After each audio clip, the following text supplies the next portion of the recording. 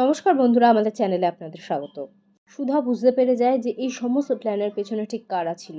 তাই সে কিন্তু ঝিনুককে বলে যে আরও একটা ভোগের থালা নিয়ে আসতে, এবং ভোগের থালাটা এনে দেওয়ার পরেই সে কিন্তু ইমনকে বারবার করে বলে সেই খাবারটা খাওয়ার জন্য।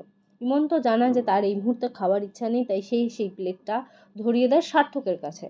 সার্থক জানায় যে আমি এখন খাবো না। তখন কিন্তু সুধা সেখানে বলে যে কেন, না খাবার কি আছে, তুমি তো এখন অসুস্থ, তোমার তো তাড়াতাড়ি খেয়ে নেওয়া উচিত, কারণ তুমি তো অনেক ওষুধ খাবে। তখন সার্থক জানায় যে না, এই মুহূর্তে আমার কোনো ওষুধ খাবার নেই, আমি খাবারটা খেতে পারবো না, এবং সে রাগ করে কিন্তু সেই থালাটা মাটিতে নামিয়ে দেয়। তখন তেজ বলবে যে কি হলো রে, তুই থালাটা মাটিতে নামিয়ে দিলি, তুই জানিস না এটা ভোগের থালা, ভোগের খাবার কি কখনো মাটিতে রাখতে আছে? সার্থক বলবে যে হ্যাঁ জানি রাখতে নেই, কিন্তু এটাও জানি যে খাবারটার মধ্যে বিষ আছে। তখন তো তাদের মনে একটা সন্দেহের দানা জন্মাতে থাকে, এবং তারা বলে যে তার মানে তুমি কি করে জানলে যে খাবারটার মধ্যে বিষ আছে কি নেই? তার মানে নিশ্চয়ই তোমাদের কোনো অসৎ উদ্দেশ্য ছিল, যার জন্যই তোমরা খাবারের মধ্যে বিষ মিশিয়েছিলে।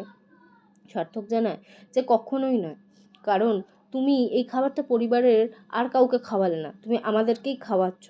আর এক্ষুনি তো সেখানে সমুদ্র আর ঝিনুক এসে বলল যে খাবারের মধ্যে কিছু না কিছু মেশানো হয়েছে, তাহলে সেই খাবারটা কেন আমরা খেতে যাব? এর থেকে তো এটাই প্রমাণ হয় যে এই খাবারে বিষ আছে, আর এই খাবারটা তুমি আমাদেরকে খাওয়াতে চাইছো। তখন সুধা সেখানে জানায় যে তোমরা যদি এই কথাটা স্বীকার করতে বা নাও করতে, আমি কিন্তু প্রথম থেকেই জানতাম যে এর পেছনে কিছু না কিছু অসৎ উদ্দেশ্য রয়েছে। কারণ আমি যখন রান্নাঘরে যাই এবং প্রমীলাদির সাথে যখন কথা বলি, তখন কিন্তু আমি বুঝতে পারি যে সে প্রমীলাদি নয়, এবং সেখানে প্রমীলাদিকে দেওয়া যে শাড়িটা ছিল সেই শাড়িটা পরে রান্নাঘরে অন্য কেউ ছিল। এবং হঠাৎই ভোগের খিচুড়ির সেই হাঁড়িটা উদলা পড়েছিল, ঢাকনা ছাড়া পড়েছিল, এবং নোংরার বালতিতে একটা ওষুধের বোতলও পড়েছিল। সে সমস্ত থেকেই কিন্তু আমি বুঝতে পারি যে কিছু না কিছু একটা গন্ডগোল তো সৃষ্টি হয়েছিল। আর ইমন, রান্নাবান্না যদি করতে তাহলে তুমি বুঝতে পারতে যে এইটুকুনি হাঁড়িতে কখনো এতগুলো মানুষের ভোগ রান্না হতেই পারে না। তাই আমি আলাদা করে অন্য একটা হাঁড়িতে কিন্তু ভোগ রান্না করা সেটা রেখে দিয়েছিলাম, এবং সেখান থেকেই কিন্তু প্রত্যেকটা বাচ্চাকে আমি খেতে দিই। ওরা বুঝতে পারে যে এই চালটা এবারও এরা হেরে গেছে সুধার কাছে। তাই কিন্তু বুঝতে পেরে এবং নিজেদেরকে সবার কাছে করুণার জায়গায় প্রমাণ করিয়ে এটা বোঝানোর চেষ্টা করে যে তোমরা যাই কিছু হয় তাতেই শুধু আমাদেরই দোষ দেখো, আমাদেরকেই প্রমাণ করবার চেষ্টা করো যে আমরাই এই সমস্ত কিছুর পেছনে রয়েছি। তাহলে একটা কথা তোমাদেরও ভাবা উচিত যে জেঠুমনির গাড়িতে সেদিনকে যে অ্যাক্সিডেন্টটা হলো সার্থকের, সেই অ্যাক্সিডেন্টের জন্য কিন্তু চাইলে সার্থক জেঠুমনিকে আজকে জেলের ঘানি টানাতেই পারত। এটা কিন্তু একটা বড় রিভেঞ্জ নেওয়ার জায়গা ছিল, কিন্তু সার্থক সেটা করেনি। আর তোমরা কি না আমাদেরকেই দোষারোপ করছো? দেখলে তো জেঠুমনি আমাদেরকে কীরকমভাবে বাড়িতে নিয়ে আসার পর অপমানিত করা হচ্ছে। জেঠুমনি বুঝতে পারে যে এই সমস্ত কিছুর পেছনে হয়তো ওরা নেই, কিন্তু সুধা এটাও প্রমাণ করিয়ে দেয় এবং সাথে বলেও দেয় যে আগামী বিজয়া দশমীর মধ্যেই কিন্তু আমি এটা প্রমাণ করে দেবো যে তোমাদের কোনো না কোনো অসৎ উদ্দেশ্য থাকার কারণেই তোমরা এই বাড়িতে এসছো, এবং এই বাড়িতে আসার জন্যই এত রকমের আবার গণ্ডগোল সৃষ্টি হচ্ছে। ঠিক আছে, আজ না হোক আমি সেটা পরে প্রমাণ করেই দেব।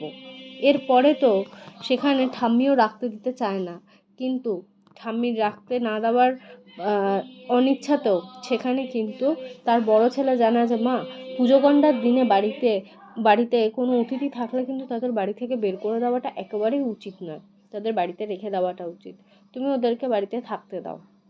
এবং সুধা জানায় যে আর কটা দিন মধ্যে তোমাদের যদি কোনো রকমের কোনো বেচাল দেখতে পাই, তাহলে কিন্তু তোমাদের স্থান এই বাড়ির বাইরে হবে। এবং এই প্ল্যানটা হেরে যাওয়ার কারণে তারা আবারও পরে কি স্টেপ নেবে সেটা নিয়েই কিন্তু ভাবতে থাকে, কিন্তু আশুতোষ এবং জ্যোৎস্নার কিন্তু নজর সারাক্ষণ তাদের ওপরে রয়েছে। অন্যদিকে দেখতে পাওয়া যাচ্ছে যে তেজের সেই টেস্টের কারণে কিন্তু সুধা তার উপরে অনেকটা বেশি রেগে রয়েছে, এবং সুধা যখন সন্ধ্যা আরতির জন্য সমস্ত জোগাড়যন্ত্র করছিল এবং তেজ তাকে যে উপহারের শাড়িটা দিয়েছিল সেটা না পরার দরুন সেখানে তেজ বুঝতে পারে যে তার মানে এখনও সুধা তার উপরে অনেকটা রেগে রয়েছে, এবং সে তেজকে জানায় যে দেখো, আমি এই মুহূর্তে তোমার সাথে কথা বলতে একেবারেই ইচ্ছুক নই, তুমি আমার সাথে কোনো রকমের কোনো কথা বলার চেষ্টা করো না। এবং ততবারই তেজ তার মান ভাঙানোর চেষ্টা করে, এবং সুধা তো কিছুতেই তার মান ভাঙায় না। অন্যদিকে সুধা সেখানে থেকে চলে যাওয়ার পরে তড়ি এসে তার বাবাকে বোঝায় যে বাবা, মা কিন্তু এরকমভাবে মনটা তার ভাঙবে না, তোমার রাগটা কিন্তু অন্যরকমভাবে ভাঙাতে হবে, এবং কানে কানে তাকে একটা বুদ্ধি দেয়। তখন তেজ বলে, বাহ, এই বুদ্ধিটা তো বেশ ভালো, আমার মাথায় আগে এলো না। তো অন্যদিকে বাড়ির সকলে যখন পুজোর মণ্ডপে আসে এবং সন্ধ্যা আরতির জন্য প্রদীপ জ্বালানোর চেষ্টা করে, তখন দেখতে পাওয়া যায় যে সুধা সেখানে সমস্ত কিছু জোগাড়যন্ত্র করছে, এবং একে একে সবাই তারা হাতে হাতে যোগদান দিয়ে কিন্তু সন্ধ্যা আরতি সে প্রদীপ জ্বালানোর কাজটা শুরু করে দেয়। ঠাকুরমশাই বলতে থাকে যে মা, একটু তাড়াতাড়ি হাত চালালে ভালো হয়, কারণ সময় কিন্তু পেরিয়ে যাচ্ছে। তখন সকলেই বলে, ঠাকুরমশাই আর কটা মিনিট সময় দিন, এক্ষুনি আমাদের কাজ হয়ে যাবে। অন্যদিকে দেখতে পাওয়া যায় তেজ সেখানে ঢাক বাজাতে বাজাতে আসে এবং গান গায় এবং সন্ধ্যাটা একদম অন্যরকম করে তোলে। নাচে গানে সন্ধ্যা একদম ভরপুর হয়ে ওঠে। অন্যদিকে ইমন আর সার্থক ভাবতে থাকে যে কোনো না কোনোভাবে তো এদেরকে একটা জব্দ করতেই হবে, কারণ সুধার যা লাক, সুধা প্রত্যেকবার তার লাকের জোরে বেঁচে যাচ্ছে না, অন্যরকম কিছু একটা বুদ্ধি করতে হবে। তারা তখন ঠিক করে যে পরিবারের সকলে যখন আনন্দে অনুষ্ঠানে মেতে উঠেছে, সেই সময় সেই প্রদীপ জ্বালানোর যে তেল ছিল, সেই এক বাটি তেল কিন্তু সে মাটিতে ফেলে দেয়, এবং নাচ করবার সময় সুধা কিন্তু পা পিছলে হড়কে একেবারে পড়ে যাচ্ছিল, কিন্তু সেই সময় তেজ তাকে বাঁচিয়ে নেয়, এবং সেই প্ল্যানটা আবারও তাদের ভেস্তে গেল। এবং ইমন সেখানে সার্থককে বলতে থাকবে যে দেখেছো তো সার্থক, সুধার লাকটা শুধু দেখো, সুধা কিরকম ভাবে এবারেও বেঁচে গেল। আমি শুধু ভেবেই পাচ্ছি না যে ও কি লাক নিয়ে এসছে, যে যাই আমরা ক্ষতি করার চেষ্টা করি না কেন প্রত্যেকবার বেঁচে যায়। অন্যদিকে সুধাও বুঝতে পারে না যে হঠাৎ করে সে পড়ে কি করে যায়। তারপরে মাটিতে লক্ষ্য করে দেখে যে মেঝের মধ্যে তেল পড়ে রয়েছে, এবং পরিবারের সকলেই যখন তাকে জিজ্ঞাসা করতে থাকে, তখন সে জানায় যে আমি তো এটা বুঝতে পারছি না মাটিতে কে তেল ফেলে রেখেছে। কিন্তু কোথাও না কোথাও সন্দেহের তীরটা তাদের আবারও ইমন আর সার্থকের দিকে যায়, এবং সেটা যে খুব একটা ভুল নয় সেটা তারা বুঝতেও পারে।